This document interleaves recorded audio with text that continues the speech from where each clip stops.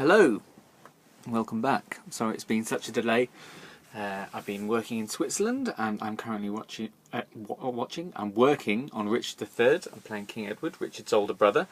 That's the end of the plug, but it's on at the Cockpit, so it's not the end of the plug. Cockpit, 12th of October till the 4th of November. So yeah, that's been pretty manic, so I haven't had time for much of this. However, I want to talk today about turning dreams into visions, and just to explain, obviously that sounds like semantics perhaps to some. It's the difference between dreams come to us anyway. What we want to do comes to us, it keeps coming to us. It's making it a conscious decision to listen to that, to hear that, to acknowledge it, to write it, and however that works. It's always an ongoing process. You never kind of, when you first start doing it, I remember I kind of felt frustrated because it kept changing, it kept moving, and I thought that was wrong, and I couldn't just find the one thing. But the truth is that it does keep moving, it does keep changing, it keeps, new discoveries come out, and it can be confusing, and sometimes it can be very at odds with what we think or our ideas of where we should be. However, some useful things to know. The first thing is that I have made a habit of spotting daydreams, so I try to notice the things that I'm daydreaming about. I write for a couple of pages every morning. It's called Morning Pages. There's a book called The Artist's Way, which is very good if you're interested in unlocking your kind of innate creativity. That can kind of unblock things, and it can. What we're trying to do is become more aware of what's going on in our subconscious, because it's in the subconscious that the dreams are formed. I don't know what the science is there, but trying to tap into that unconsciousness, and I find that is one useful way of doing it. At the moment, I'm particularly looking at one particular aspect of my vision for the future. So my morning pages, each morning I do 2 pages specifically related to that particular area of my life. And just to be exact about what that is, if I'm being that specific, it's 2 pages of me writing from the position of I am.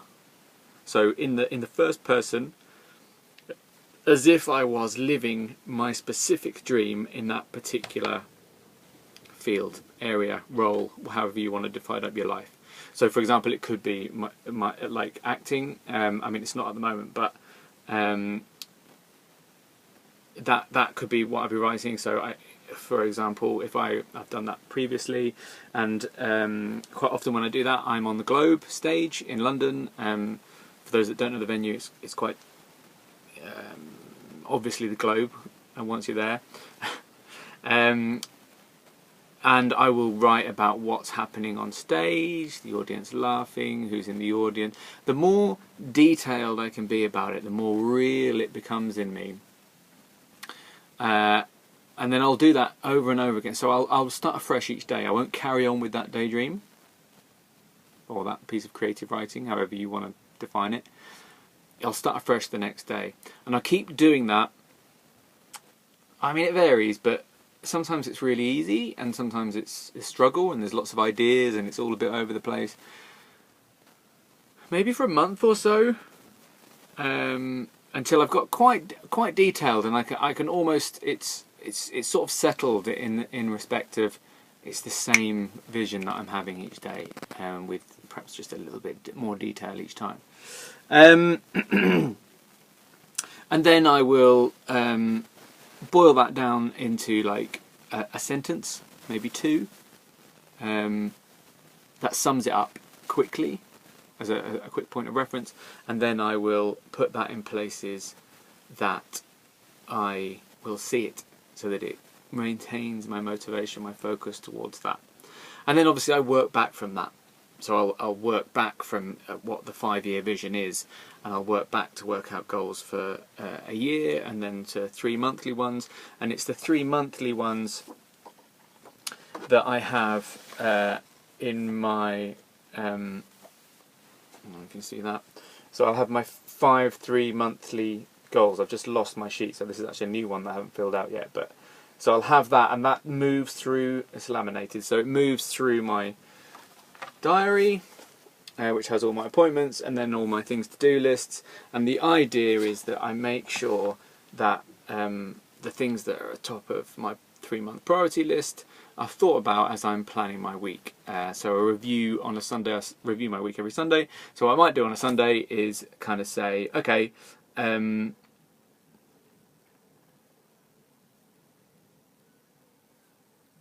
really productive week, but how many of those things that I actually did fit into my 3-month major goals that I want to do? And quite often you find that very little of it does. It's very easy to get, I find, sidetracked on doing the unnecessary and the things that aren't part of your overall vision. Anyway, I'm going way off topic. Visioning. So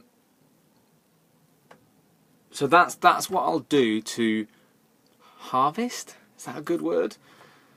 I suppose as good as any. To harvest the dreams, the thoughts from the subconscious, to make them into a conscious thing, something that I can physically see and relate to and have a feeling about. It's really important to have a feeling about that makes you kind of go, I remember how good it was to be on the Globe stage. I remember that feeling, the smell, the people laughing, whatever it is that really gets you going. People laughing at me gets me going. And that is then fed into your day-to-day existence. It's a way of linking what we do every single day to the vision of the you that you want to be. I think that's clear. Sometimes people struggle a lot with the visioning process. It can be confusing and it kind of goes all over the place, especially if you're not used to using your imagination a lot. You can get told lots of thoughts like you can't do it and you're rubbish and all that negative self-talk. Other things that have worked for me previously, there's one that I learned in a Franklin Covey 7 Habits course, that what you do is you imagine your own funeral and you write the speech of 3 or 4 people in the various different areas of your life. You write their speeches about you. Really interesting and eye-opening experience to put yourself in the mind of others. So you're basically asking yourself via that process, what do you want your legacy to be? How do you want to be seen by someone that you work with, someone that is some kind of spiritual reference to you, whether that be overtly religious or whatever spirituality connection to bigger groups means to you, and a family member. Usually they're probably the 3 most common, but if there's an obvious other for you, then feel free to use that. That can be a really interesting experiment. The other thing is just absolute creative writing, almost like lucid dreaming. Just like, even if it's just complete gibberish, let it flow. In fact I found that I wanted to be an actor that way, and the rule was that you had to keep the pen moving, you had to keep writing, even if you had to just draw diagrams. And I remember I kept just using these swirls, fucking horrible endless swirls, until I was so mind-numbingly bored. I am an actor came out. It was the first words that came out. Well, I was terrified. But I then wrote a lot of other stuff that was more